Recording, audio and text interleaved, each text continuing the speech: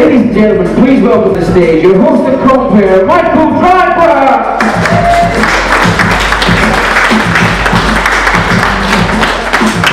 Hello. I know how ridiculous it is that I've spoken to all of you individually, scanning your tickets, and then walked up on stage and gone, "Now give me a round of applause." It's the most ridiculous thing in the world. How are you guys? You alright? Yeah. Oh, come on, you can do better than that. You alright? Yeah. Superb. Have you had a wonderful bank holiday weekend? You're legally obligated to have at least 3 hangovers. Did you use them all? That coupled with actual sunny weather during a bank holiday, that doesn't happen very often for us. Did you take full advantage of it? You, sir. What's your name, fella? Chris. Everyone say hi, Chris. Hi, Chris. And what did you get up to on bank holiday weekend?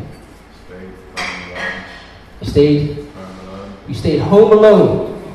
In what? You mean you pounced on sort of burglars, or pretty much?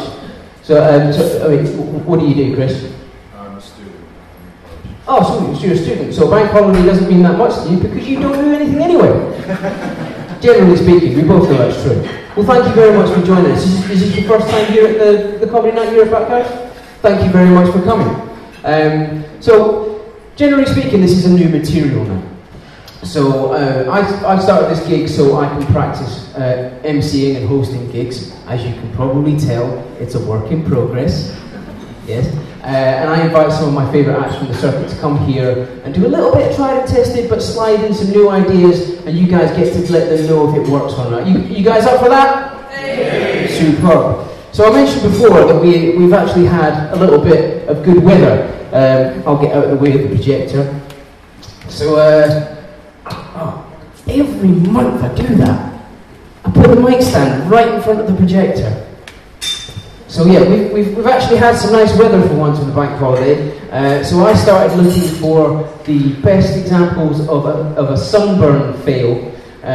So I've found some of those for you to look at. So that's the first one that caught my eye.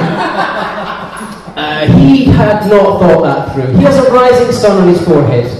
That's wonderful. This one also. That was pretty severe, but also how thick was the vest that he was wearing on such a sunny day that it gave him such complete protection? That's fantastic. She really should have thought that outfit through, or at least applied some sort of factor. This guy obviously has some really good friends. Oh, mate, I can't reach. Would you just put some sort of... Absolutely, mate. Not a problem. I think this next one is my favourite, though. I mean... Crocs aren't necessarily the best choice for footwear ordinarily. On any day. But not on this day. So yeah, I like to find some random bits on the internet, so we can just to sort of get some general laughs rolling at the beginning. Now, give me a cheer if you were here at our first gig. Hey. Okay, give me a cheer if you were here at the second. Hey. The third. Hey. And the fourth. Because this is the fourth you're here, right? Okay, what that means is you've heard the majority of my material. So I'm going to have to rely on my wits and just talking to people. So I'm generally not a mean person. So if I talk to you, you know, interact with me, help me out here. We've got this lovely couple. You guys have been to pretty much every gig. What was your name again, my love? Carrie. Everyone say hi, Carrie. Hi, Carrie. And you are here with, is this fiancé or husband? Fiancé. Let's have a round of applause for the happy couple. Oh man! How far along in the process are you? Like planning the? You've been engaged for 5 years.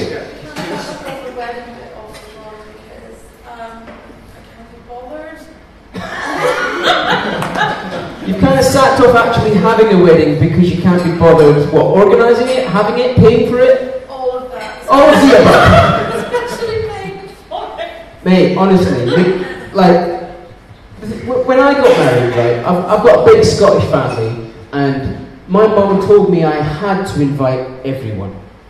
You know, like an obligation. And that's some of the bullshit you can do without when you're organising a wedding. I don't know if any of you have been through this sort of thing, but she reassured me, they won't all come. Some of them have got kids, they've got to take a day off work to come down here. You know, they're not all going to come. They all fucking came. It was great, but it was really expensive.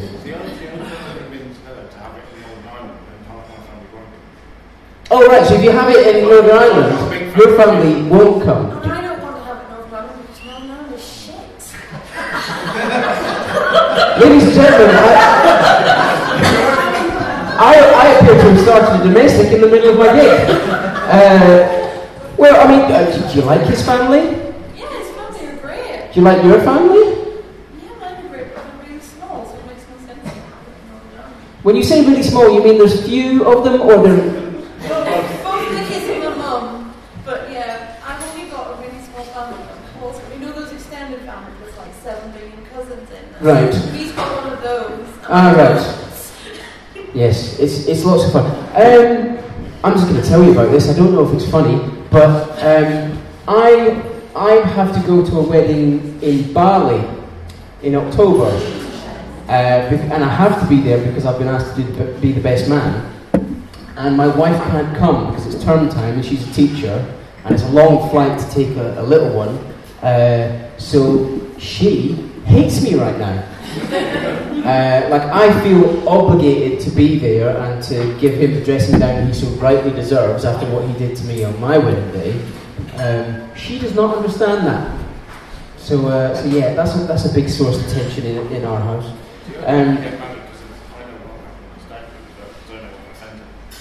So you don't want to get married because you don't want to have a stag do where you get ritually destroyed by your friends. I know what my friends are like because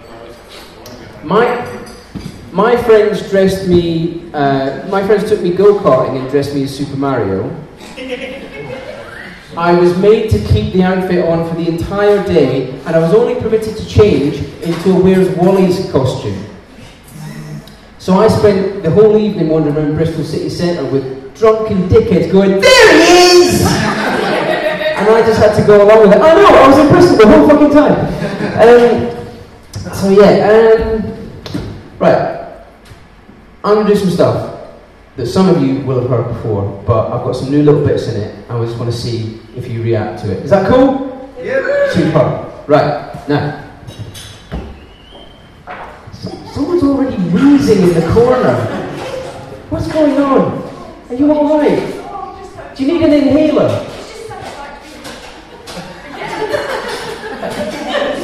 See the way she tagged on again? Have you been dragged here, madame? Have you been dragged here? So you're the one who booked 9 tickets. You're the one that restored my faith in humanity. Round of applause for 9 tickets. Because I get email notifications every time one of you books a ticket. And they're like, oh, 2 tickets, that's cool, 2 tickets, that's cool. And usually it's right up until 2 or 3 days before the gig that we get a nice big rush. And then you just made my day when you put that through. Because I was just like, we're going to have an audience. It's fantastic. Now, I've not been gigging as often as I would like because I've spent some time in hospital due to an issue that I'm going to have to live with for the rest of my life. See, I have a baby. You never think it will happen to you, but what happens is, when you get married, there will be a little old lady in your life who starts asking questions, and those questions will lead you places. My little old lady is called Barb, she lives next door to me, she's great. So, how's married life?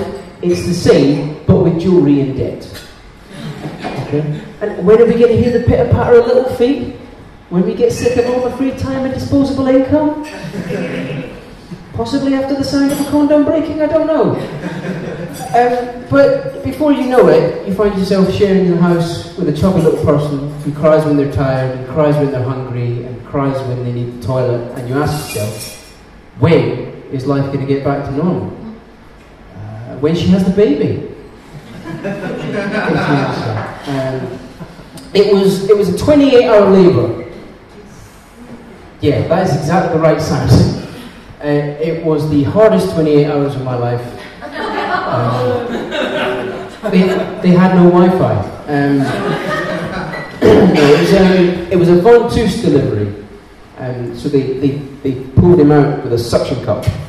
I waited 2 hours for a registrar. I could have called an emergency plumber. Yeah, and my mum came the next day to meet him. She could not wait. Like, if she could have been there on the day he was born, she would have. But my wife was knackered. So she comes in, and there's this really beautiful moment where, like, I'm her firstborn, right? So there's this beautiful moment where I hand my firstborn over to her, and she looks at me and says, "I don't know if I've ever felt love like this." Mum, I'm stood right here. She's like, "Oh, isn't it a lovely car?" I was like, "Yeah, that's the jaundice." See, because of the suction cup, he had this perfectly round bruise around the back of his head.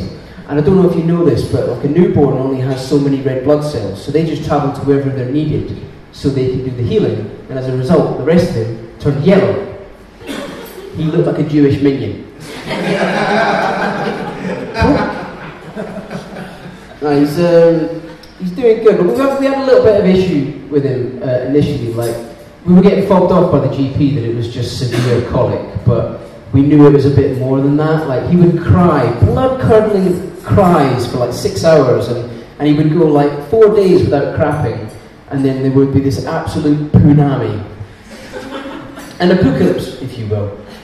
I was watching my missus clean up one of these, and I never thought I'd find another situation where don't neglect the balls would be applicable. I never thought I'd be talking about another guy. But it turns out that he is milk protein intolerant. My son is a hipster.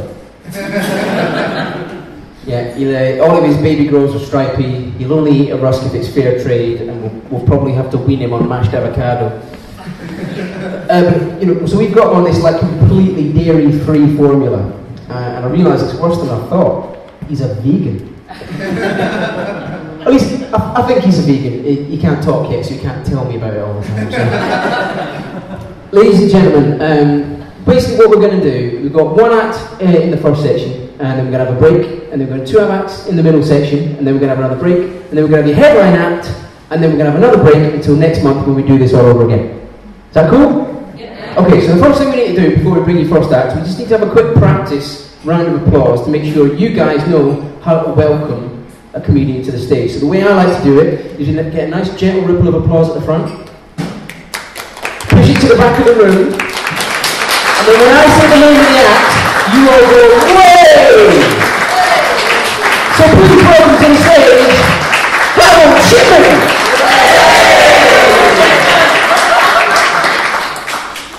You all just cheered for the most prolific serial killer of our generation. I'm really proud of you. But you're ready for your first act, ladies and gentlemen? Yes. You can say, "Yes, my king!" Yes, my king! All together or not at all? "Yes, my king!" Yes, superb. Now this next act is a very good friend of mine. I'll give him the glows, and I think you're really going to enjoy it. He is what's technically known as a little ray of sunshine. Comedians who know what I'm getting at, laughing at the back. So we get that nice gentle ripple of applause at the front. Please push it towards the back of the room, and welcome to the stage, Graham Milton!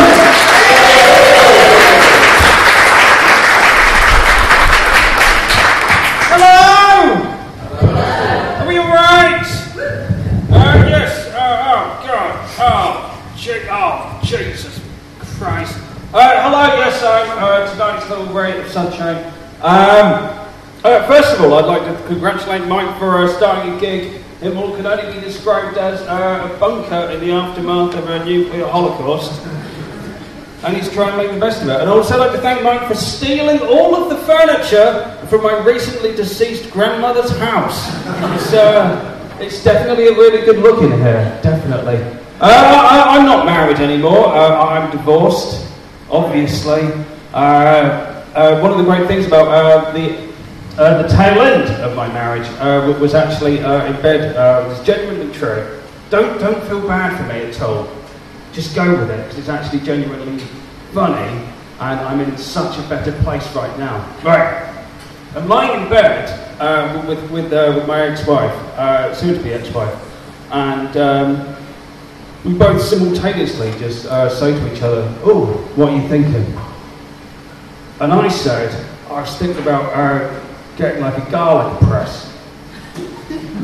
And she said, I was thinking what it would be like to never really have you in my life again.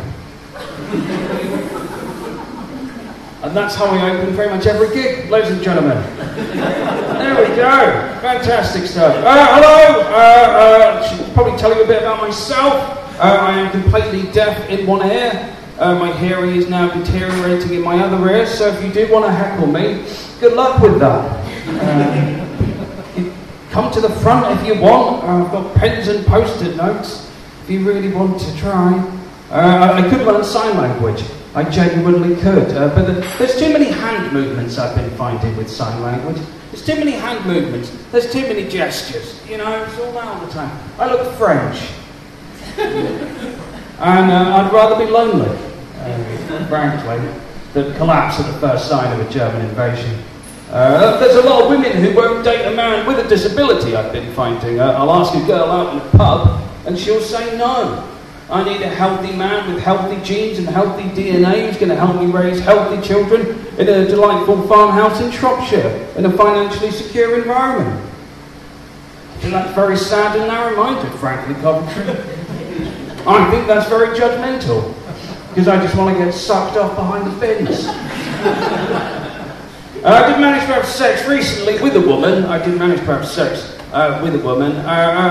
Unfortunately, in the heat of passion, she grabbed my head and accidentally cranked up the volume on my hearing aid. Which made sex the most terrifying experience of my life. There was so much squelching. I closed my eyes to get away from it all. I closed my eyes thinking, oh, it's going to make it a lot better if I just close my eyes and I can be at peace. No. If you close your eyes, right, when someone has cranked up your hearing aid during sex, you know what sex sounds like? I'm going to tell you. It sounds like SpongeBob SquarePants being aggressively hit round the face with economy ham. That's what it sounds like, people. My hearing aid itself, people are increasingly fascinated about hearing aids. Everyone's been wearing glasses for a very long time, and now, increasingly, as society ages, there's a lot more people wearing hearing aids, and people are getting increasingly interested about hearing aids. And people always say to me, how does your hearing aid work? Well, I'm going to tell you how it works. It's got 3 settings: conversational, lecture theatre, and my favourite, off. Couldn't give a fuck what you have to say anymore, frankly. You're all mad. Humanity. You make no sense. You know, you make as much sense as a game of badminton during a tornado. I'll give you an example of how stupid and insane the human race is. My recently deceased grandmother was one day telling me about the fact she was going to have her cataracts removed. And she didn't want her cataracts removed because the surgeon who would be doing the procedure was from China. And she genuinely believed that this Chinese surgeon was going to remove her eyeballs and sell them in Shanghai on the black market as an aphrodisiac. Because, like the rest of you, when I'm not quite horny enough, I like to snack, you know, on the aged retina of a Lancashire pensioner. Speaking about eyeballs, I'm not the most masculine man in the world, obviously. I'm not the most masculine man. To give you an idea of how unmasculine I am, my female optician told me I can't wear contact lenses because my tears are too weak to support me.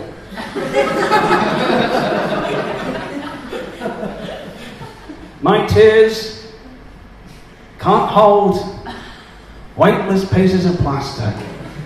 Isn't that the point of contact lenses, that they just weigh fuck all, you know? Clearly other men's tears are putting up shelves. My tears are clearly some kind of enfeebled aristocratic child, coughing tuberculosically, huddled in the corner of a drafty mansion, my bed festooned with keepsakes and small portraits of my poor dead mother, largely during her time in amateur dramatics when she was at her most content. I lay in the darkness hoping that father doesn't force a return back to that boarding school in the colonies where the other boys are beastly, that the headmaster has a whipping cane called Saucy Neville, and the only female contact I have is when I brush up against matron's starch uniform and she rubs Greg's knees with Savlon. I've said far too much. I've been quite depressed recently. Been very depressed.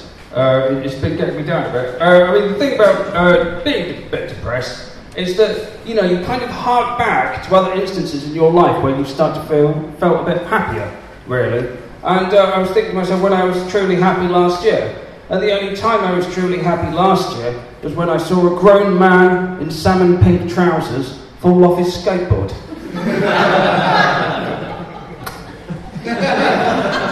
Wonderful, wonderful. It was his own fault. You know, he should have been paying attention when I threw that traffic cone. Not only is my life getting really quite depressing, it's also really, really dull. Last month I had a dream where I read an article online about bread making. That's it. That's the dream. That's the dream. You know what that is like that? You know what that is? That's the lofty heights of my imagination. You know what Sigmund Freud would say to me? Fuck a family member, do something. Inject a bit of pizzazz into your subconscious. I don't hate everything about the modern world. I don't hate everything. That would be stupid. I've narrowed it down to people, places, and things. Young people, you know, why are you annoyed? You keep seeing these young people and they're so annoyed these days. Why? You know, the story of life hasn't introduced you to the characters of shattered dreams and recurring gout. You haven't even begun the chapter of life called, Why Am I Crying? It's only Tuesday.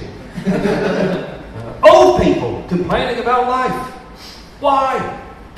You're done. You've done it.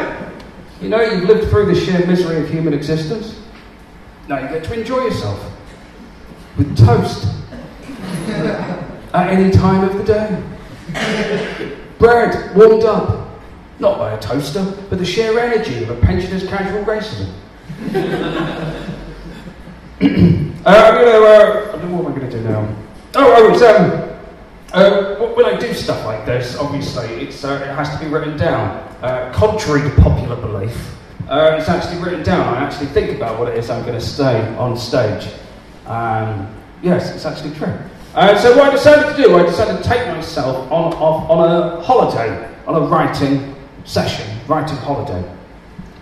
I took myself away in the depths of winter to a one-bedroomed fisherman's cottage on the Norfolk coast on my own, because I'm one of life's winners.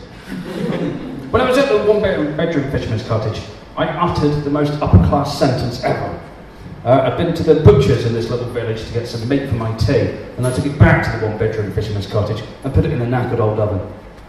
And then 15 minutes later, opened up the oven door and exclaimed, "Oh God! This oven isn't roasting my pheasant to a sufficient crispiness." A sentence which could only be improved in its poshness if I had a single glass monocle, which probably popped out into a goblet of vintage port. When you do this kind of thing, comedy, you actually have to travel up and down the country quite a lot. And I don't drive, which makes it very, very difficult to do this kind of thing. I failed my driving test on no less than 4 different occasions. Yeah. The last time I failed my driving test, I sat down next to the examiner and just looked at him and just went, this is just a fucking racket for you and your mates, isn't it? and then slammed the door behind me and bounced off, like I was auditioning for somebody like America's Next Top Model or something like that. But anyway, I was doing this gig in Bristol, and I had to stay over in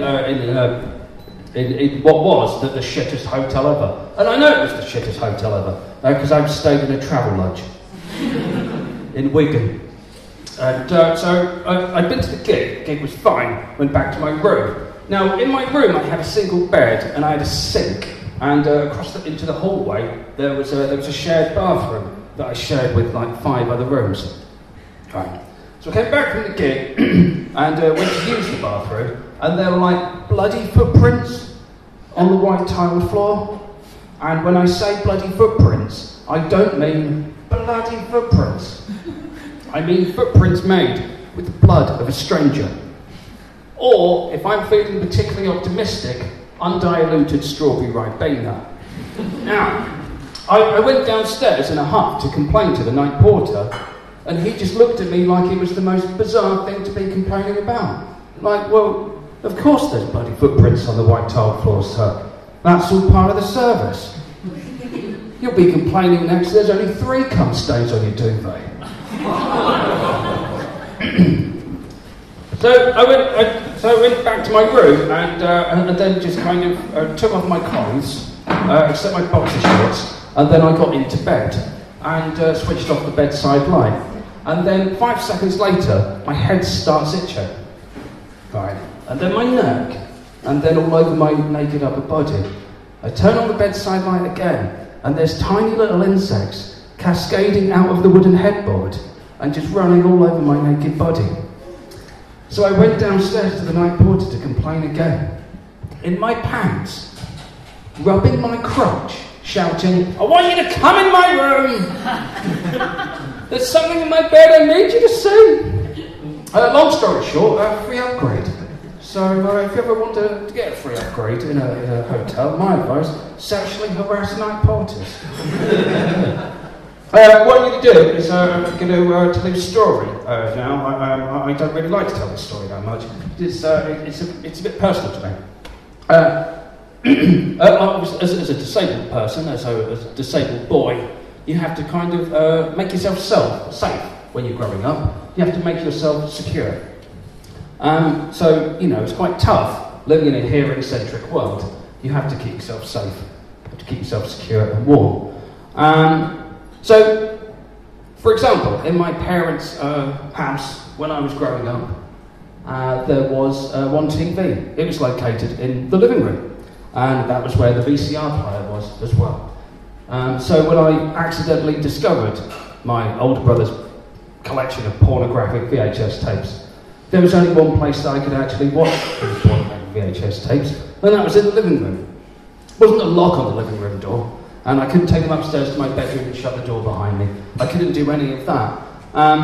So what I decided to do, to stop anybody from bothering me, interrupting me, really early in the morning, while I was trying to masturbate, I decided I needed to do something, because I wouldn't be able to hear the footsteps down the hallway. And I wouldn't be able to hear the crackle, like of a doorknob opening or anything like that, or like a rusty hinge squeaking open. I wouldn't know how to deal with any of that, because I wouldn't be able to hear it. So, in an effort to deter any potential intruder, what I did was, I created a wank obstacle course. What constitutes a wank obstacle course? I'm going to tell you. What you do is, you get a delicate drinks coaster that you made for my own mother, right? And I wedged that in between the door and the door frame. Okay.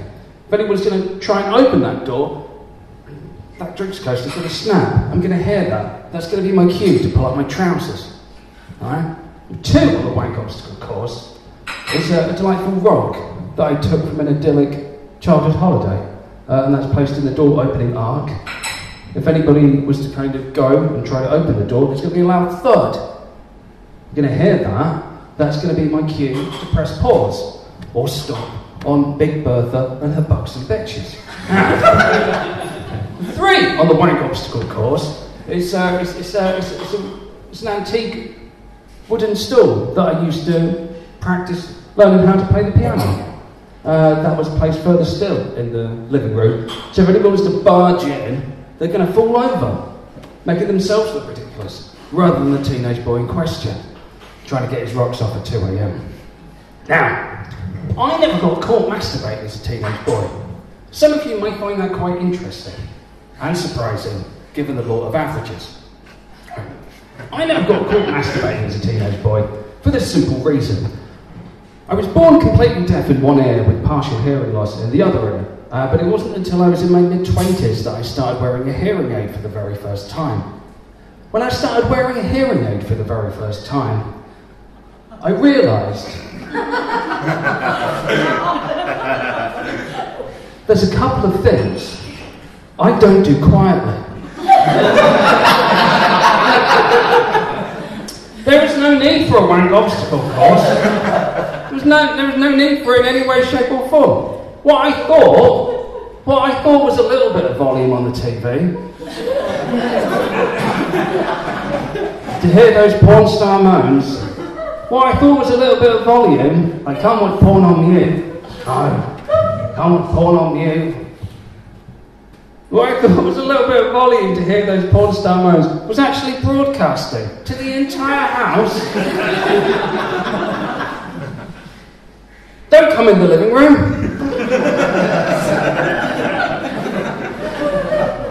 I'm coming in the living room.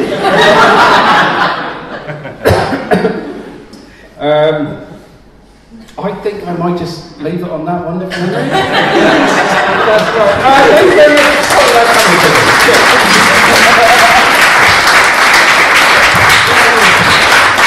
Good morning, ladies and gentlemen. He is a disgusting human being, but he's one of my favourites. We're going to have an interval right now. We'll be back with the two acts in your middle section. Let's hear it one more time for Graham Melvin.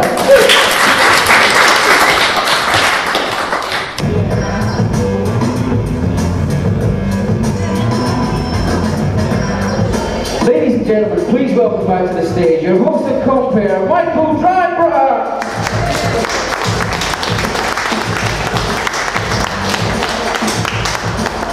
How are we doing, guys? Have a good intro? Yeah. Super. Give me a C. C. Give me an N. N. Give me a U. U. Give me a T. C. What does it spell? See, I like doing that just to see if someone falls for it and then spends the rest of the night questioning where they've got dyslexia or Tourette's. But you guys all passed. Well done.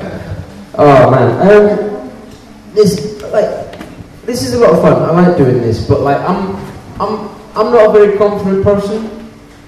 Like, I know that's weird coming from a guy who stood on a stage talking about himself, but I'm generally a little bit insecure. A lot of us are insecure, but we hide behind material, we do all this kind of stuff. But basically what you're looking at is a realistic narcissist.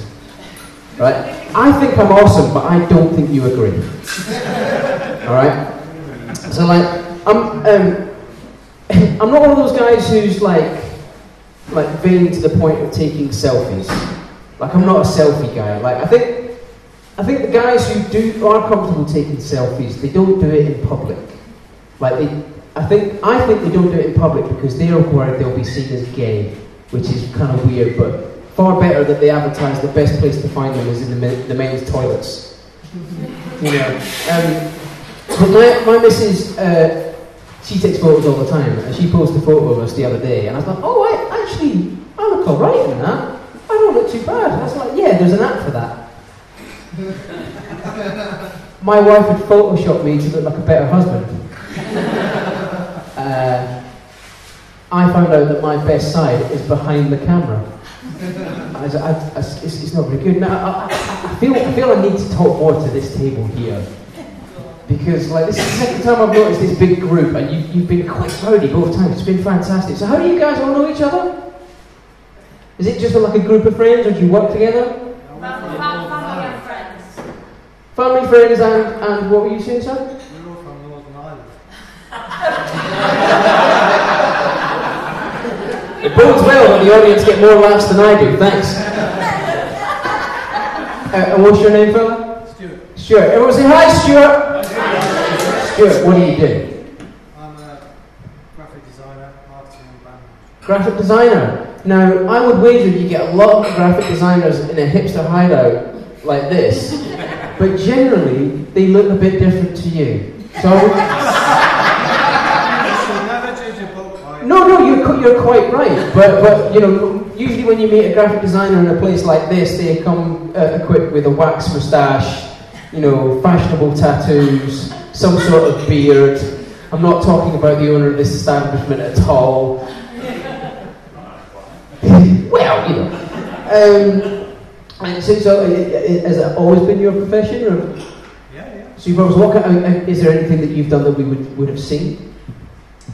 Well, maybe. But I used to do a lot of theatre posters. A theatre posters? Yeah, that's Oh, cool. So I can tap you up for like a free poster for this place. good. Yeah. There you go. That's good. I'm networking, ladies and gentlemen. This is fantastic. Okay, and so charity work. Well, we'll give him a free muffin or something like that. So, That's not for a bad business is good, yeah? Wonderful. Well, welcome and thank you very much for coming back, everyone, with your 9 tickets. That's wonderful. Right, are we ready to get the second section underway, ladies and gentlemen? Say yes, Mikey! Yes, Mikey! Superb. Right, the first act in this next section, I've gigged with several times before, and she's always done well when I've seen her. So you're going to make her feel welcome, aren't you? Say yes, Mikey! Yes, Mikey! Superb. Let's get that nice gentle ripple of applause at the front. Push it towards the back of the room, and please welcome to the stage, Sal Jones!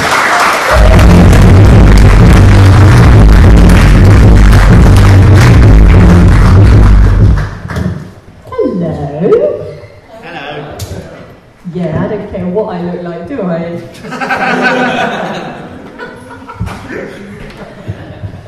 Best day of my life, just before my wedding, my bridesmaids came in, they said, oh, it's wonderful, we're going to do a makeover. Well, makeover, you know, more of an intervention, but yes.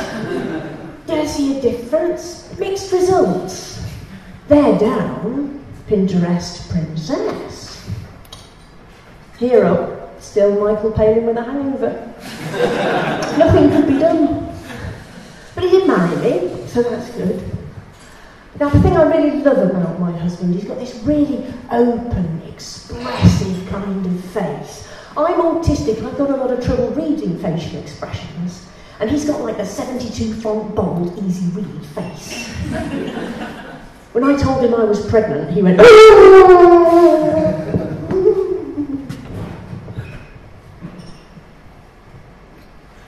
said, oh God, I'm so glad you're pleased. I've been worrying about that. We had to tell some other people, of course, friends and family. Some of them had some quite intrusive questions. One guy in particular was like, how did you get pregnant? So I wasn't wearing this. He's like, no, that's not what I meant. You're autistic, you don't like physical contact. And him, your husband, he's autistic too. He doesn't like anything that's untidy or messy or sticky. So how did you...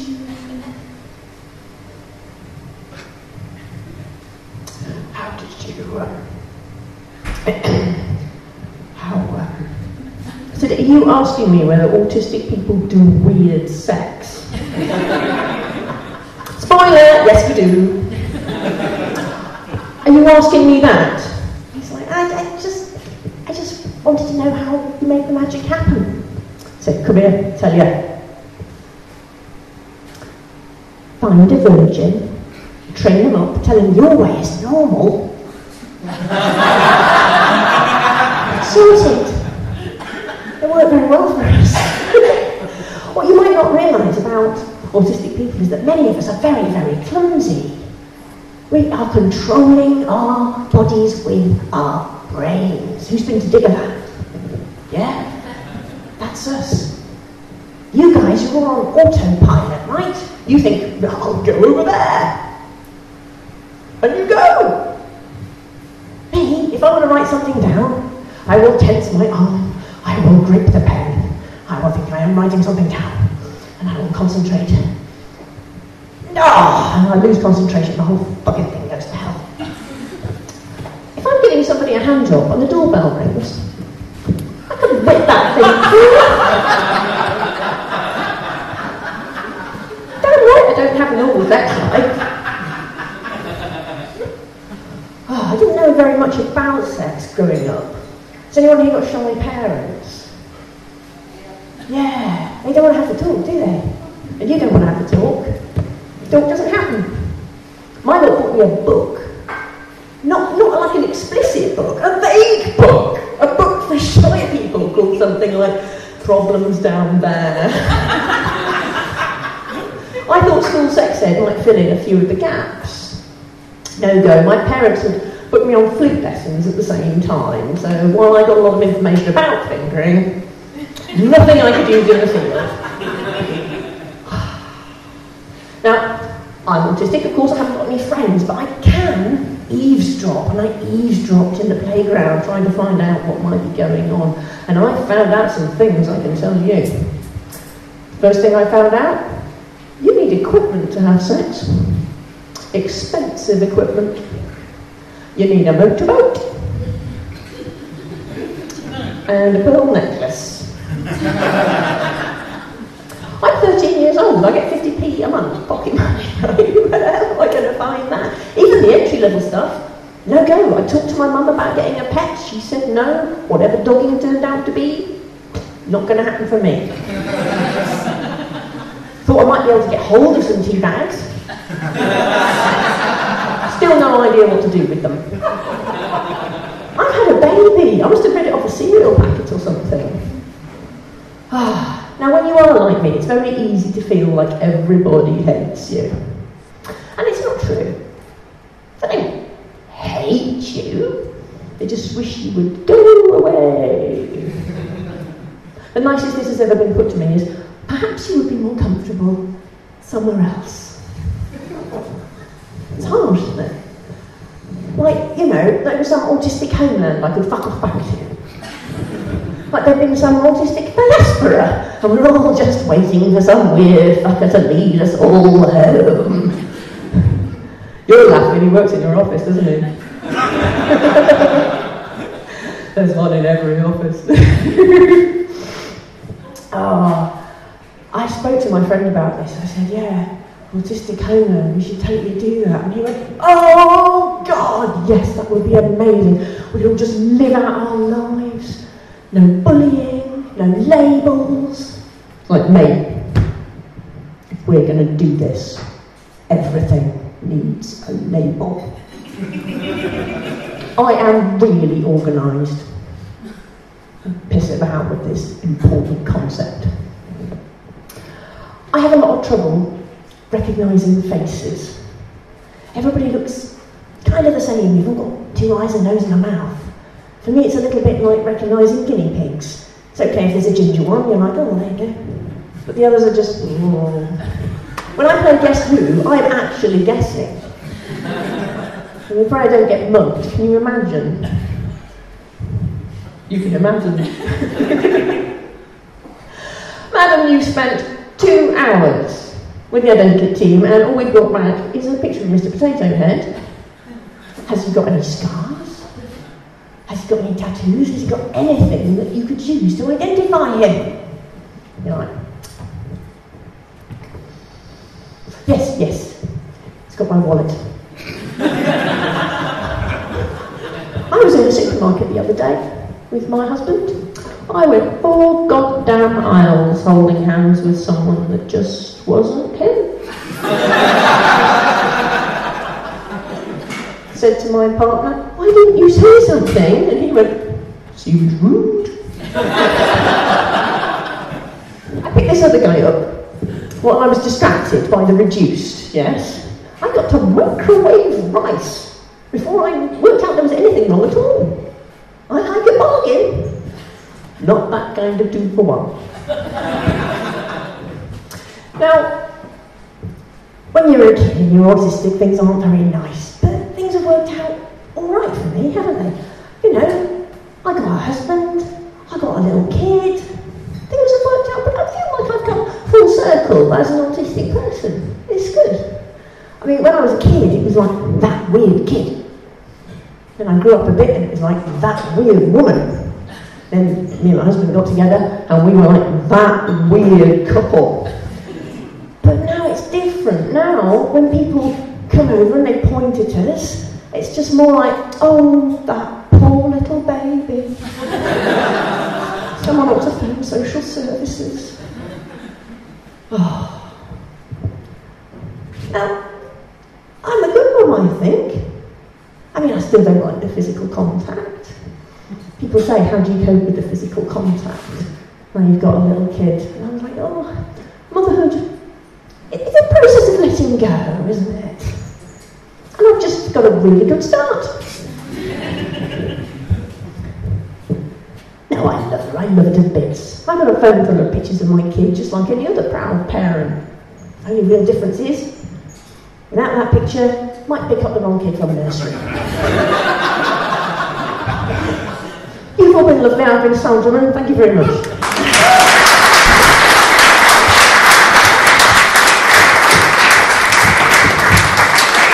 So, come on, ladies and gentlemen, my people of Portsmouth, and welcome to the stage, Backhaus!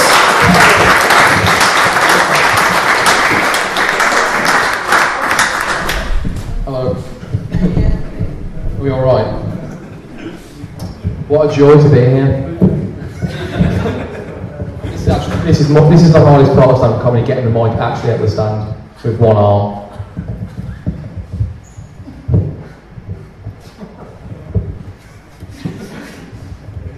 I didn't plan to start like this, but I guess I have. No, that was a really weird thing to do. Clap again. So let's go off and come back on. No, okay. No, maybe not. Okay, well, thanks for coming. I feel like there's going to be a lot of delayed pauses in this set. Mainly because I think it's more funny for me than it is for you guys. Okay, I'm Danny, I'm a cage fighter. It's my first joke. So please don't heckle me, so I will bang you out, like I will kill everybody in this room if you heckle me. This is going to be fun.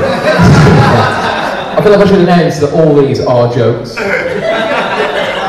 I will not kill anybody. Good, thank you. Thank you from the back. Alright. Well, where can I go from this? Where can I go now? No, I've never been in a fight.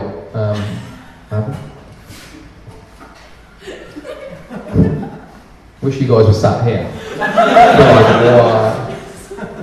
No, I've never been in a fight. I've been in 0 fights. I like to say undefeated. I'm not a hard man. Like, I've got 7 lip balms. That's not a threat, is it? Well, not at all. I'm a pretty awkward person.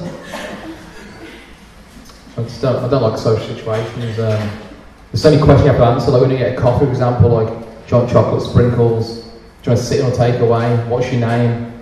I'm just like, Mum, I've lived here for 27 years. I'll have a flask if that's possible. Okay, I got some big... I'll turn 28 this year, actually. Big news is I got a goldfish. That's the big news. My younger brother is great news. My younger brother's looking towards getting a mortgage, whereas look at my fish. I didn't plan to get the fish, I should say. You guys are brilliant. I'll just do the gig this way. Thank you. It's really weird. That light is so bright now. It's a desk lamp. All right. Anyway. Goldfish, yeah, no, it was a mistake. It was a mistake. No, it's changed my life. I went to the fun fair with my girlfriend. A lot of people think I might be gay. I should say I'm not gay. And I know I'm not gay, so I tried one of those bath bombs. I didn't enjoy it. I like it. Yeah. Really? Just gonna... I'll wait a second before the next joke. Yeah, really pissed off the guy in my bath. He was really upset. It's alright, so I sucked him off in the end. So. The problem I did there was I let your laugh end and I lost all momentum in the last joke. But I committed, so I did it. Anyway, yeah, I've no into the fun fair, my girlfriend, because she said I'm really boring, so I thought maybe we can go to the fun fair, classic. Great choice. We went on a game called Hook a Duck, great game. Woman said it's £3 unlimited goes until you win. Great game. So I won, luckily. And she was like, it's fish or prize, and you never get that option, do you, fish or prize? So I went for fish, obviously. I think I said fishy wish, which I don't think is a sentence someone who's ready to own a fish says. I said it. Then she went, it's going to die in 3 hours unless you buy a tank. I was kind of like, okay. And she went, luckily, we sell tanks, so that's how I've got a fish. Promise we're doing true stories. There's not a lot of punchlines. But the fish is doing well, so that's good. What else has been going on? I've been doing a lot of cocaine. That's another thing that's been going on.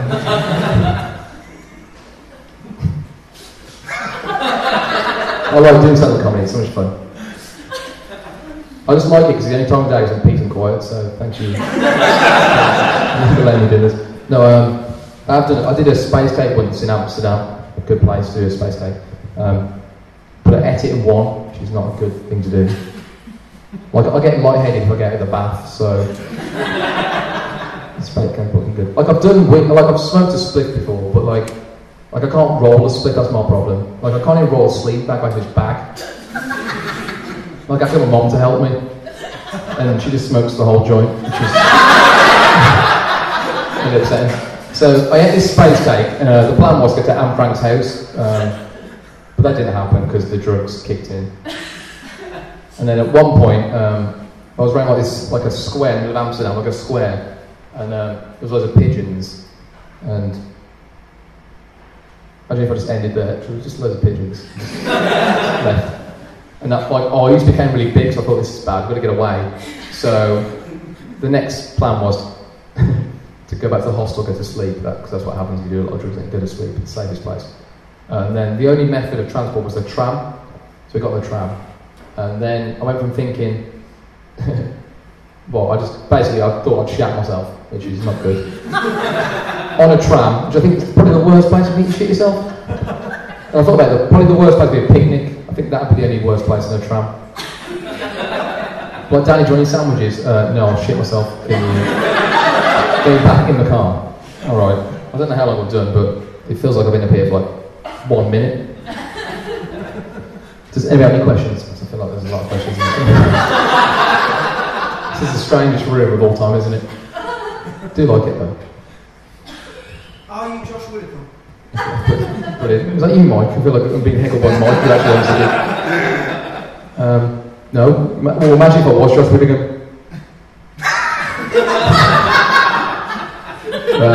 No, I'm not, I'm afraid, sorry. But, good question. I don't know if we get that question, but okay. Anybody else? Anybody else know any other comedians I might be? Well, I've got a question. No, I haven't really got a question. Alright, I'm going to end in a minute because I've definitely done 6 minutes. I've got this new bit I want to try out. Well, it's not a new bit, but it's newer than the old jokes, so I guess it's a newer bit.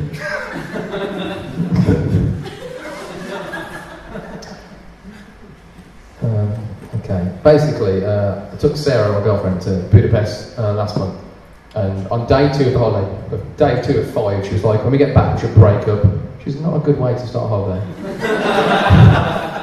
And I thought, I can't lose this, because this makes me happy, so I did my best to win it back over. Luckily, we were okay, so it's good. We went in a haunted house. Like, I don't like haunted houses, but she likes this kind of thing, so I thought I'll go with it just to win the relationship back. Basically, it's one of those ones where the actors can touch you, but you can't touch them, so it's not good. There's going to be a Kevin Spacey joke there one day when I write it, but I don't know what it is. I don't know what it is. But basically, it was like midday, it was about 3 o'clock. We went in the haunted house after being in a cat cafe, which is a great place to go. Just a cafe full of cats, brilliant. You get a cappuccino, great drink, brilliant. Then the haunted house, it's a bit of a contrast to the haunted house. The first room, the woman comes up, so the woman's touching Sarah's face, she's like, the safe word is, you got to shout, I'm a chicken, to get out. So I thought, I can't shout that, because that is the end, isn't it? That is the end of a relationship, if I shout, I'm a chicken. So I'm going through all this. The first room was one of those rooms where they push the walls together, like, you know, like where they crush you together. But the person who's pushing it wasn't very strong, so I'm pushing it back stronger. It's really good. And like, I don't have much strength at all. Like, the other day I couldn't open my car door because the wind was too strong. That's a wind down the window to release pressure. That's the level of strength I've got.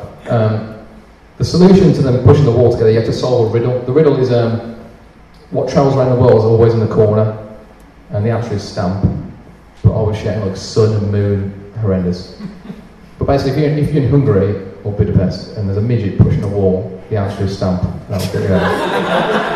Yeah, okay, yeah. The last room was a guy had a meat cleaver and he had my head on the table, and he was going to chop my head off, but he wasn't really. He said he was. Unless Sarah found 3 body parts. So she found the pancreas and the heart, and she couldn't find the other one. And he started counting down from 10. And when he got to about 3, Sarah just went, just do it, just kill him. So,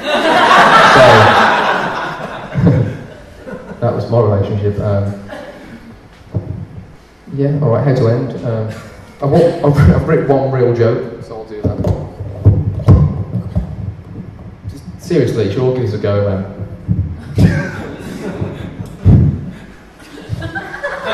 What do you want? Yeah, I've written one real joke. Let's see if it's going to work. Remember the first time I heard my parents having sex? They were on the top bunk. Really ruined the family day trip to IKEA. There you go, that's a joke, innit? Fuck yeah. Thanks for coming, keep going back.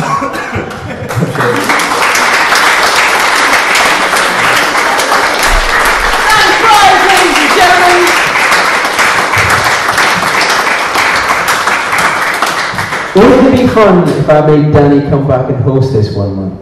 Can you imagine him just rambling in between acts? I think that'd be great. We're going to have our next interview and then we'll be back with your headline up. But let's have it one more time for Sal Taylor and Danny Clive!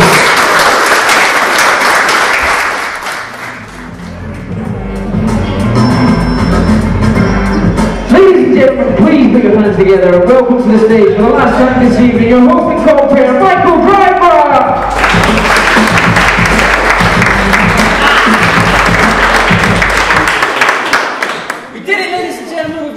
Final section of the show.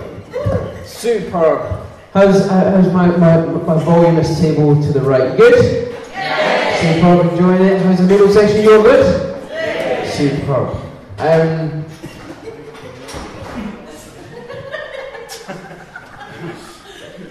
Don't even need jokes apparently. Just amusing themselves. You alright? Are you sure?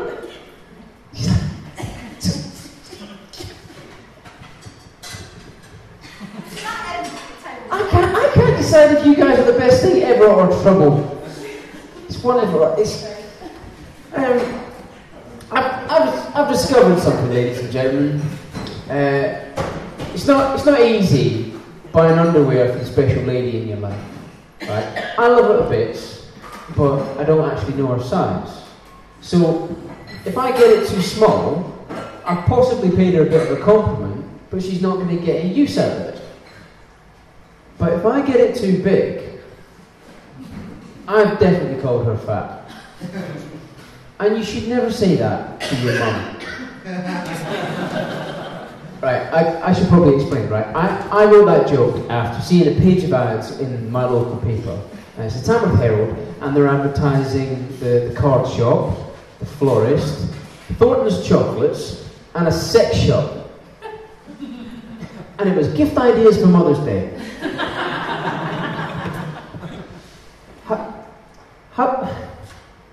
Who's asking their mum what she wants for Mother's Day, hear her say that's a hard one, and think that that was the answer?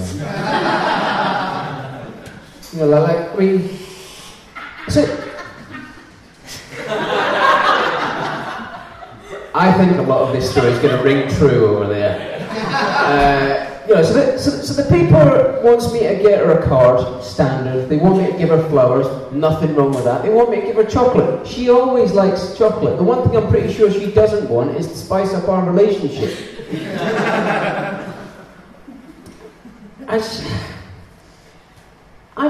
I've never told my mum to get fucked or want to give her the tools to do it. You know, it strikes me a bit weird. But I looked at their website, right? Their best-selling toy cost £90 and has 12 realistic modes. Somebody knows what that is. I wouldn't like to comment, sir.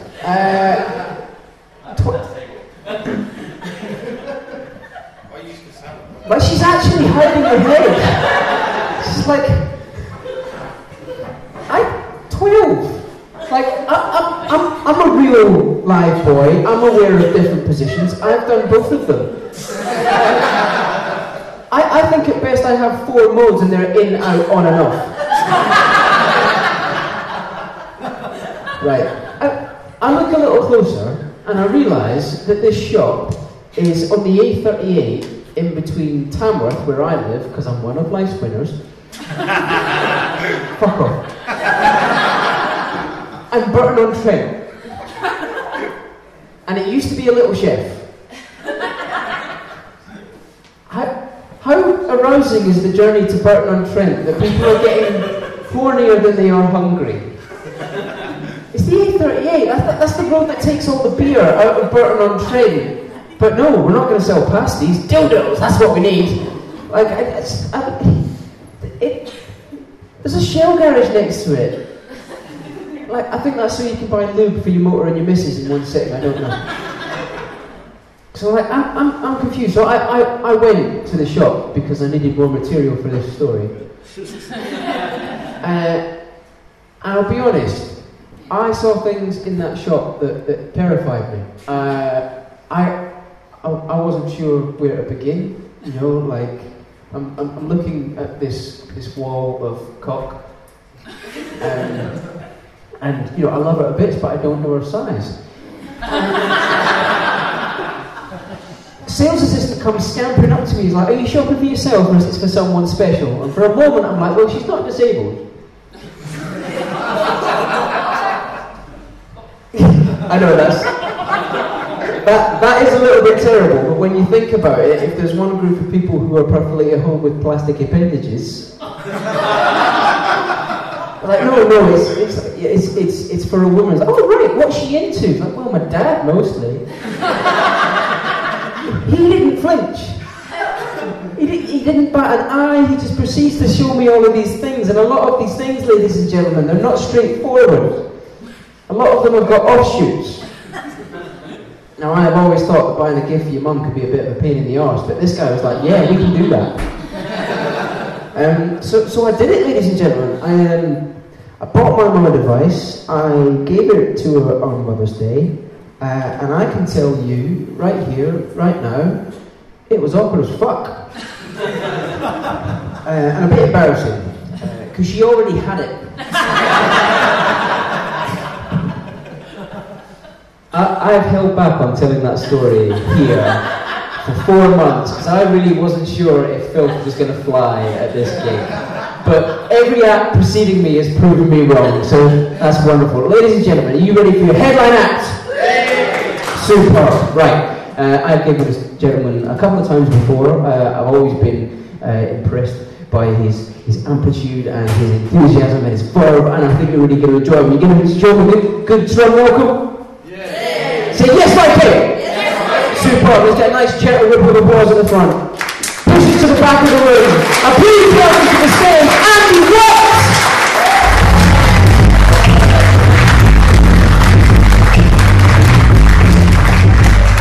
Okay, let me see it. Now, ladies and gentlemen.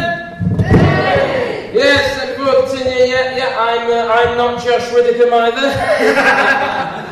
Have you got that sorted out? So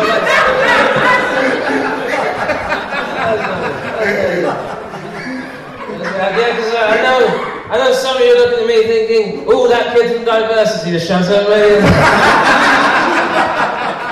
Yes, and most bizarrely, someone shouted out to me once, ooh, so that's what happened to Macy Gray. So that's very nice. Oh, actually, before we continue, round of applause to Mike Drover.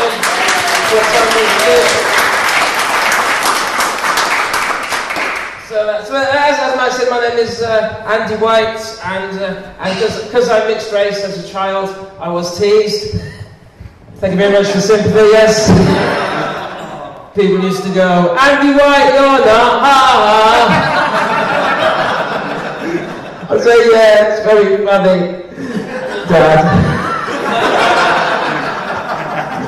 See, not that the complex about my name is say, no, it's not Andy White, it's Swahili, it's pronounced Swahili.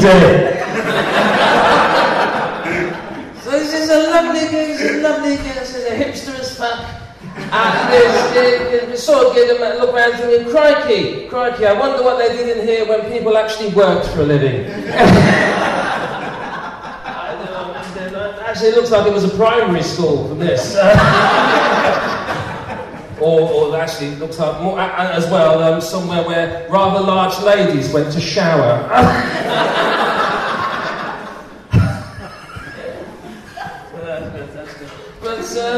So here we are. I'm from down the road, down the A45, from Birmingham. So I'm from Birmingham,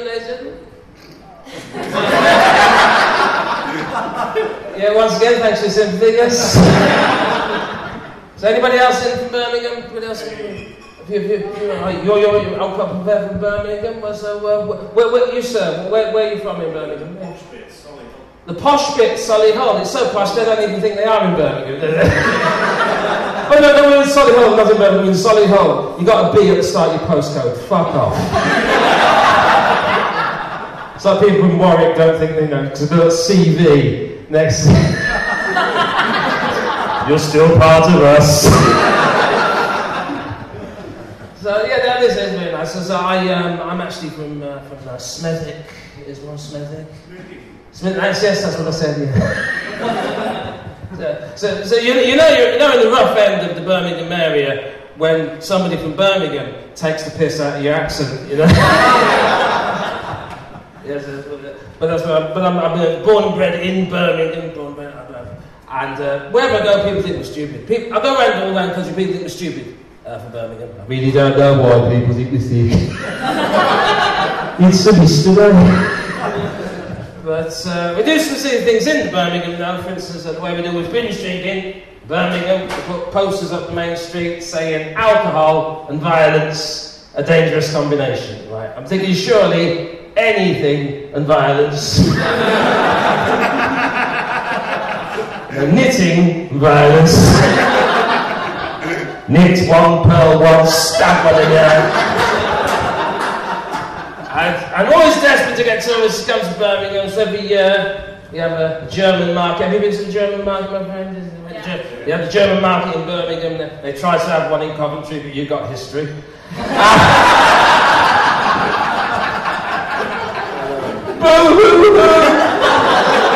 He's got 1.5 cathedrals.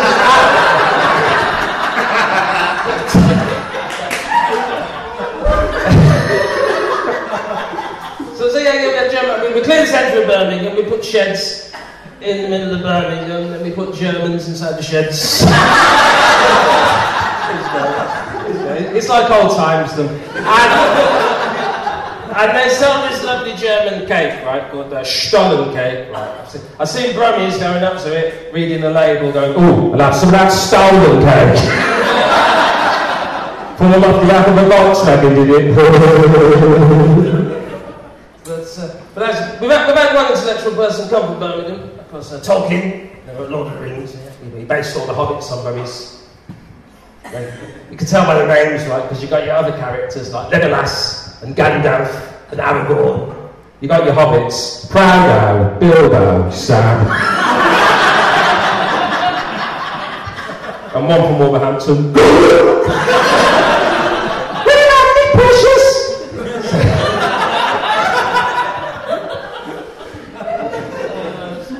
I'm gonna be 50 this year. I'm gonna be 50. Yeah, I haven't had that reaction myself. Because I was thinking that because I'm a rich middle age and all that sort of thing, and you do that. I found myself doing that sort of thing, like calling people younger than me son. Just popped in my head and talking about, oh, things were different in my day. I've had myself saying that sort of thing, like with hipsters and beards. The beards, if it was my age, nobody had beards when we were kids. Nobody had beards. The only people who had beards were perhaps rabbis. They had beards, and Mr. Bronson. No, not Mr. Bronson, Mr. Baxter from Grange Hill. The only two people. And if you're laughing at that, that's because you're 50. You remember that. And also, that one person every Christmas, of course, had a beard. Of course, Roy Wood from Wizard. That's good. So yeah, there are beards, but yes. Also, I've been keeping in contact with people I knew in primary school and that sort of thing, seeing what they've made of their lives. And the thing is, I've got who's got a very diverse range of friends on Facebook? Give me a cheer if you have. If you've got a very diverse range of, when I say diverse in terms of opinion and all that. So we say diverse in terms of opinion and all that. So why do you do that? Why do you do that to create a diversity of opinion? Why do I do what? Why do you have a diverse range of opinions on your Facebook? I find it funny to argue. You find it funny to argue? You find it funny? But that's good. Because I tried to convince myself, the reason is because I didn't want to get trapped in the liberal bubble and all that sort of thing. I just have an echo chamber. But the reason is because I've got some very successful friends. Like the one guy I went to school with is now a professor of medicine, advises the government on policy, but I've also got some people I knew at primary school are now pig shit thick racists. So when I think about my more successful friend, I like to look on my other friend's Facebook page so I can get that warm glow of superiority. You've been meeting Jeremy Hunt, have you? Been having tea with Jeremy Hunt? Let's see what fuck knuckle racist has been doing. This is Britain! Fit in or fuck off! That's what those means. Fit in or fuck off! I thought, no, that's not what Britain's about. Fitting in or fucking off. What's about? We don't even know who our neighbours are. We don't care.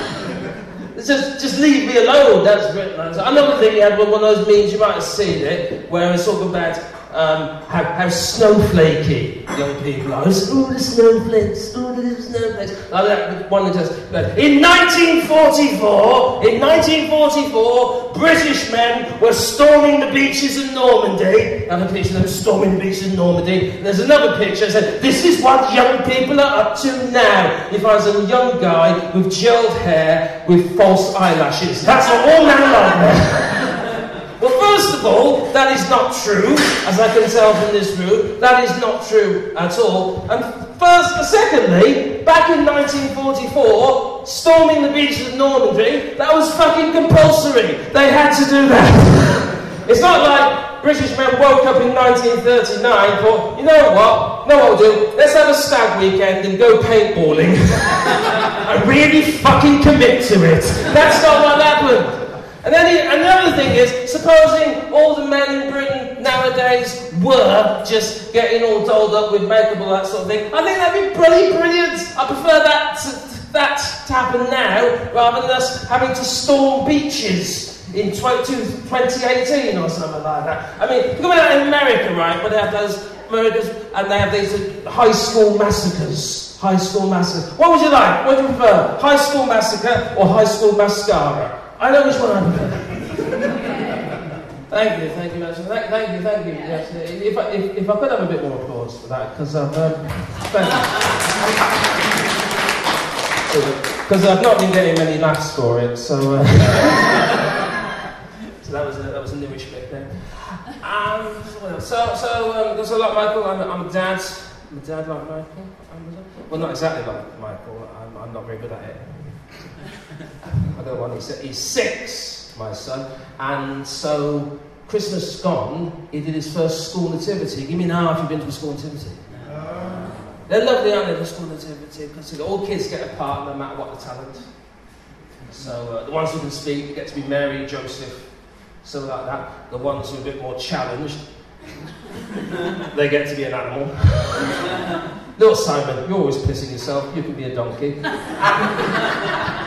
This was left to my son's talent. My son, in the school nativity, he got to be the crib. But we still turned up and pretended to be proud.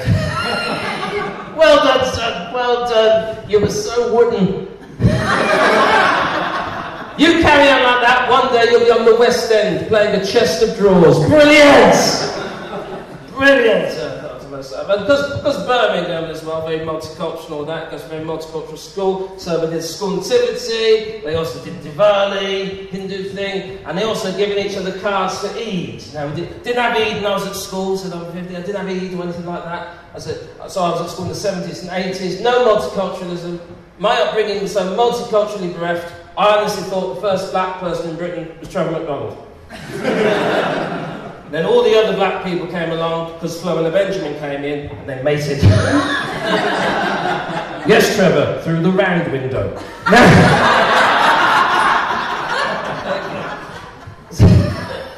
So I said to his teacher, I says, what's this Eid? And he says, well, Mr. White, think of it as Muslim Christmas. So I thought, I like that. I thought, I'll have a bit of Muslim Christmas. So I put my stocking out for the Prophet Muhammad. I didn't get anything, even left him a glass of sherry and a pork pie. Fuck off! Ungrateful little prophets. That's very annoying.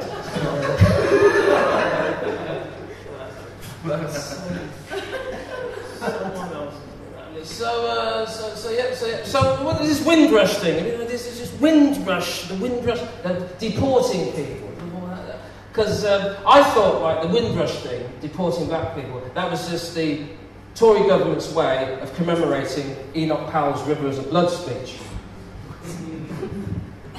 Well, some of you got that. So, give me a share if you've heard of the Enoch Powell's Rivers of Blood speech. Yeah. You've heard. Oh, good. Oh, right. For a minute there, I thought the reference had gone over your head. You just didn't find it funny. Because he made a speech in Birmingham the year I was born, saying, one day, the black man will have the whip hand over the whites. Black man will have the whip hand over the white. 50 years later, still pretty much the fucking same. If everything he said was true, right now, this country would be a black dictatorship and president for life would actually be Trevor McDonald. Which I think would be bloody lovely, wouldn't it? Because he just gives all his speeches out like he was doing News at 10 or something like that. So it wouldn't matter what he said, he would just be lovely when he did that. Said, and now I'm going to execute all my enemies. And finally, here's a hamster water skiing. Give you a nice warm feeling as you're being escorted to a gulag.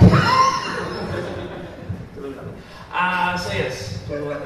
But I said it's 6 months son.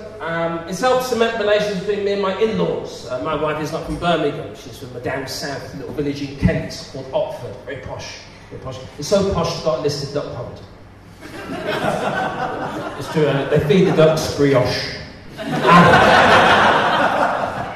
And my wife's mother was very patronising to me first time we met. She took one look at me and went, oh, you're brummy.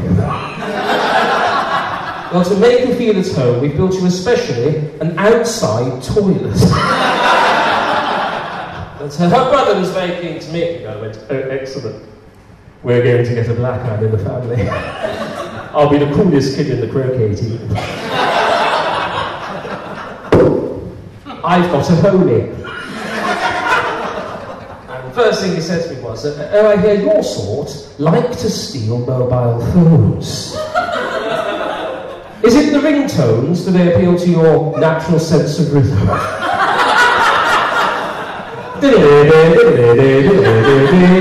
One time. And then he said, so what's more politically correct then? Should I say you're black or Afro-Caribbean? Ha, ha. I said, no, wouldn't want to mislead you. See, these days, we prefer to be called Jigaboo Nignox. So the next time you meet a black person, so a short while after that, I took him on a day trip to Hammersmith. He hasn't spoken to me since. Hasn't spoken to anyone. Because he's dead. I'm glad you know that. So I saw that story in Salford, near Manchester. The guy came up to me after going, oh, because he was a cat. He said, I like Jigaboo Nignock story. I did like that because quite frankly, I hate black people as well. I must have used him. Blackest thing I've ever done is drink milk. In a china cup, I'm not a barbarian. He said those words, all comedians dread to hear, right? Here's one for you. What kind of king can get through any door? A darkie. Oh, I thought it through. I said, I see what you're saying there. It's like a black person can get through any lock known to humankind instantaneously. If that were the case, Nelson Mandela would have been freed a whole lot of You know, imagine his prison guards. We can't keep him in. He's got some of the fucking chicken books. Hello, I am out again. Free me.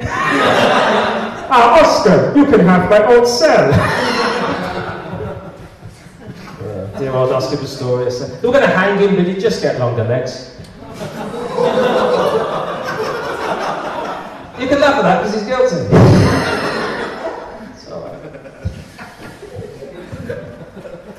So there we go. Alright, so all people in the room at work, give me a cheer. Hey. Right, if you like your job, give me a cheer. Hey. Well, then if you like your job, if you hate your job, give me a cheer. Woman who's 50 over there, you hate your job. Don't worry, not got it for much longer.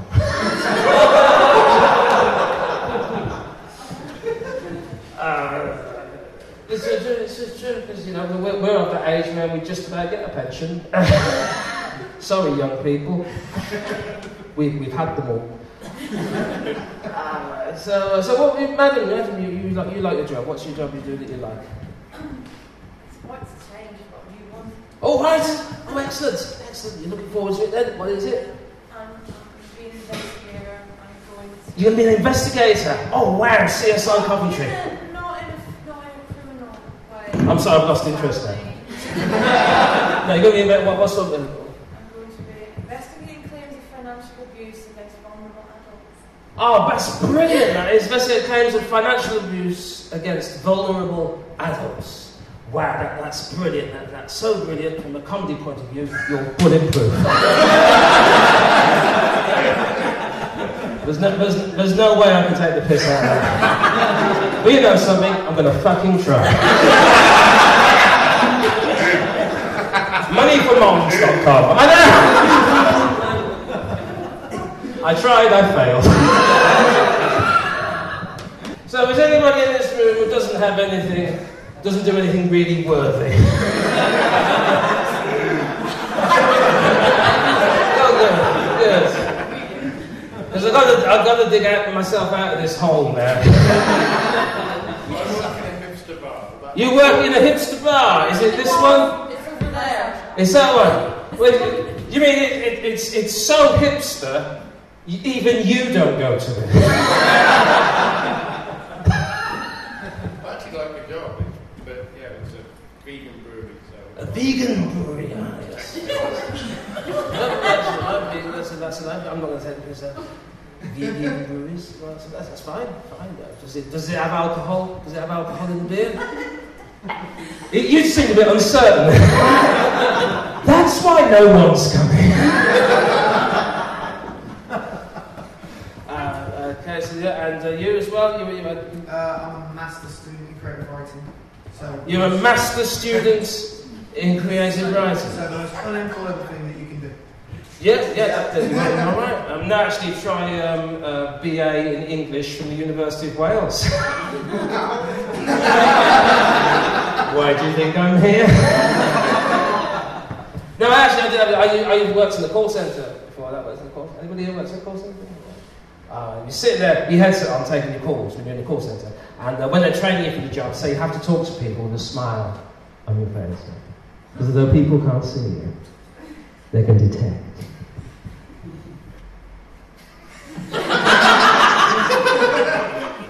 And I was working on directory inquiries late at night, so people would ring me up and say, "Give me the number for KFC! Or I'll hunt you down and touch your back in that son." So yes, caller, here's your listing for Kilmarnock Football Club. Go, Ken fucking Tucky Fried Chicken! No, I'm sorry, I don't have a listing for Ken fucking Tucky Fried Chicken. Do you by any chance mean Kentucky Fried Chicken? Yes! No, I'm sorry, you've had 2 searches, you'll have to call again. And I had about 6 months of this, and I went up to my boss, and I said,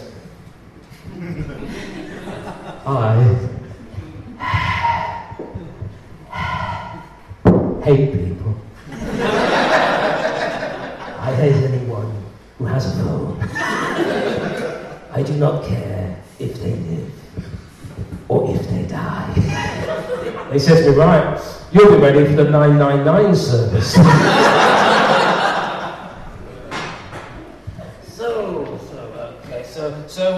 So we're looking forward to Brexit, are you looking forward to Brexit? No. Yeah, I'm feeling it would be. So, well, what's your particular bugbear with the Brexit, sir? It's just completely wrong. We're being led by the government. There's no fucking idea. Mm-hmm. Taking us out of the just look at Cameron. He took us to it. Yeah, as soon as he goes wrong, he fucks. Could you tell me a bit more about your job? I don't know. He just did it to heal divisions in his own party, not thinking of the wider thing. He thought, yes. Oh, they won't possibly vote for that. He fucking did.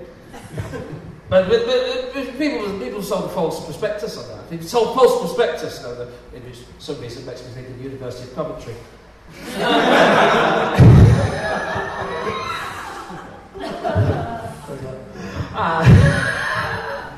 But yeah, because people are realising it's a false thing. So I was going to set up a helpline for people. You know, so, will you promise an end to immigration? Will you promise £350 million a day for the NHS? Have you been missold the Brexit? Then call now, and you may be entitled to compensation.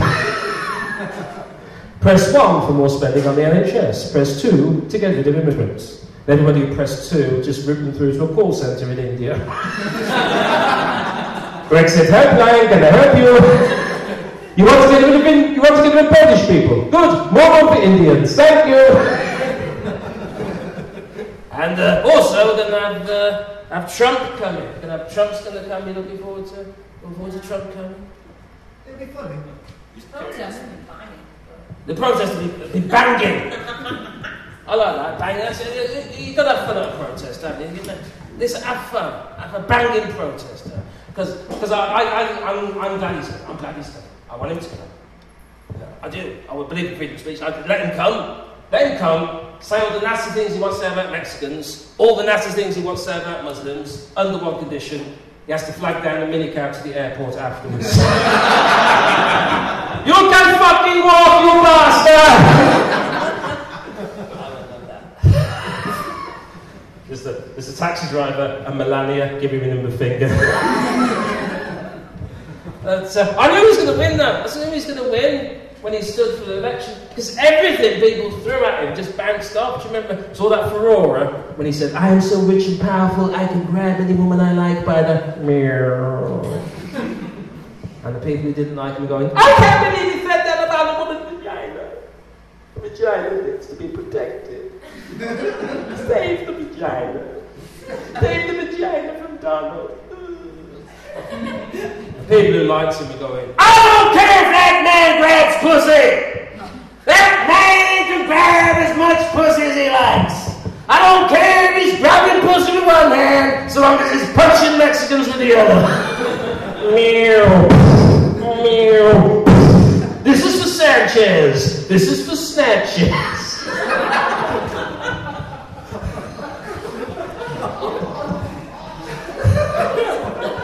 All that for a disgusting pub.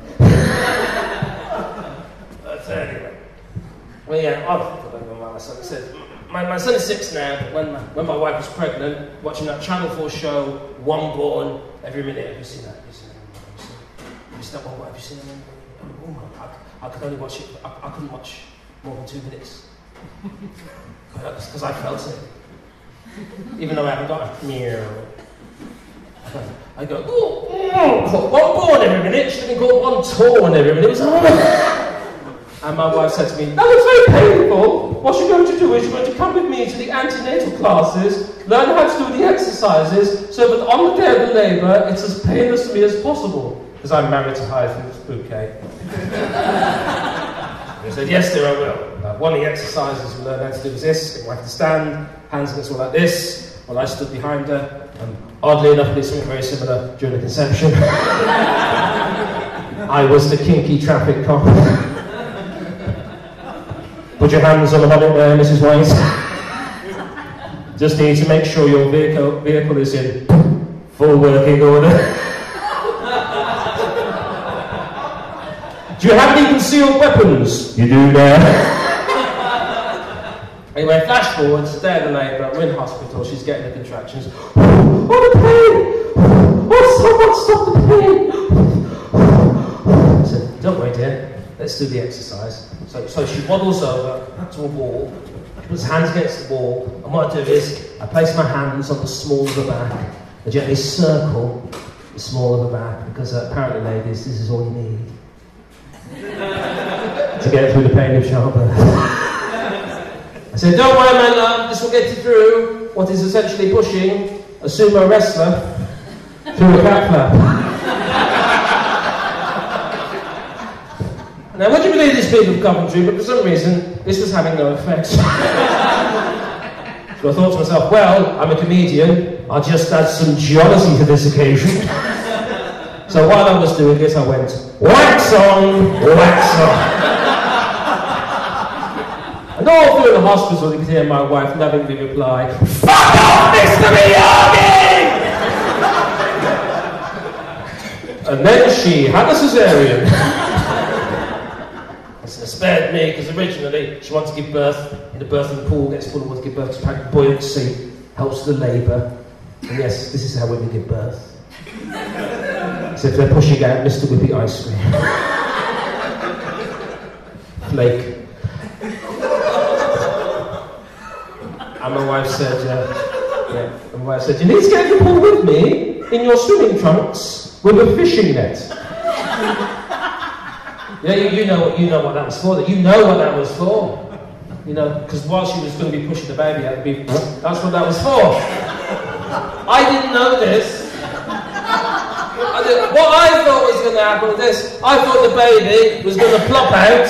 I was going to scoop the baby off the bottom of the pool in this little fishing net, and then hold it up for the photos. Like a bin on a very bizarre angling trip.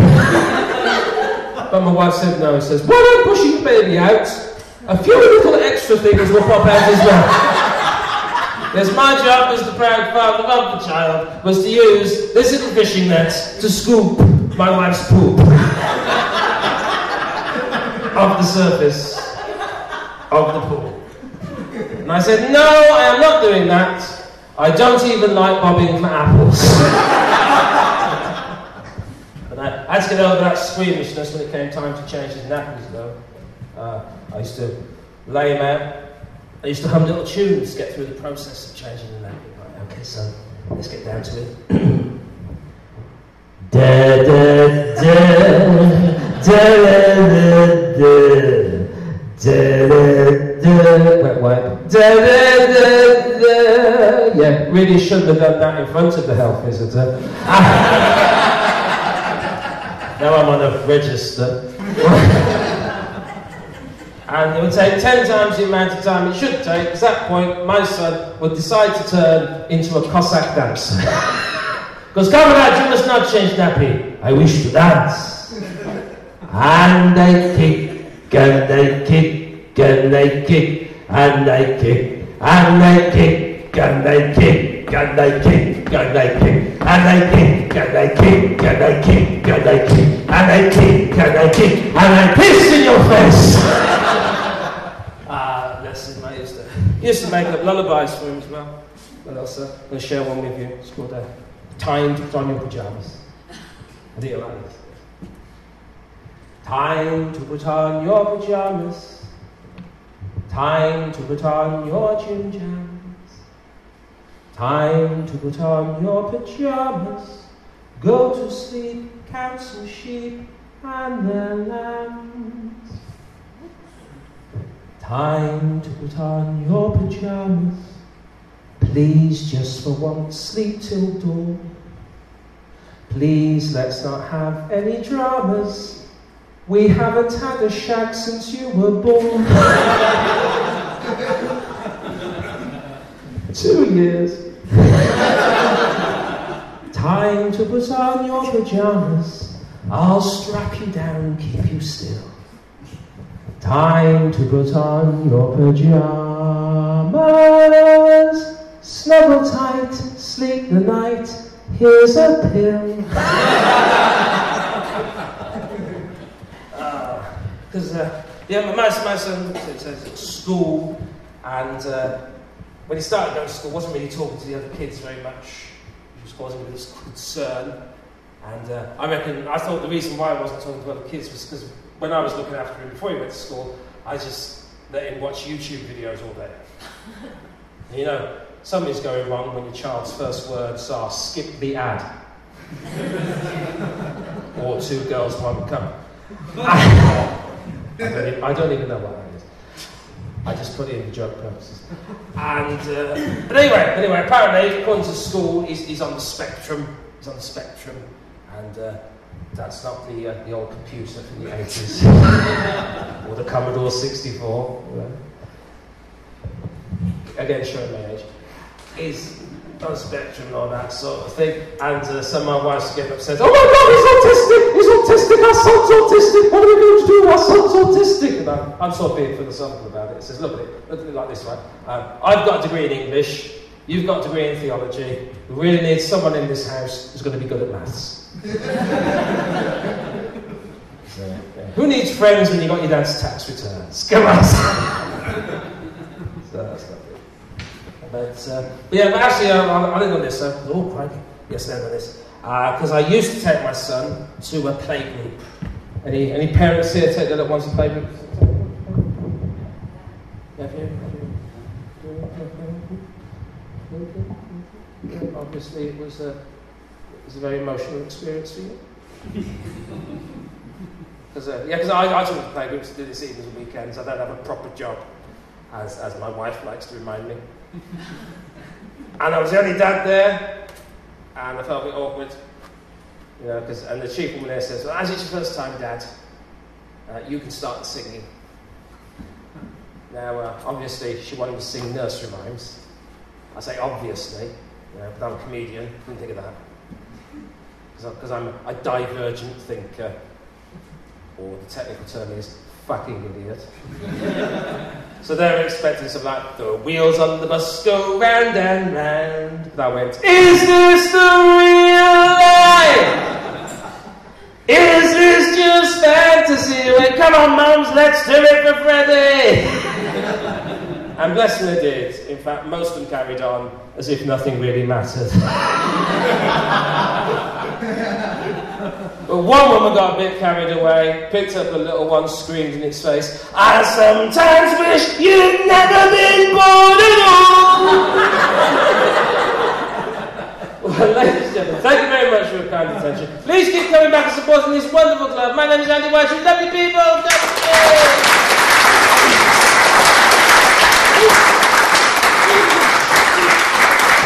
Andy Charlie White, ladies and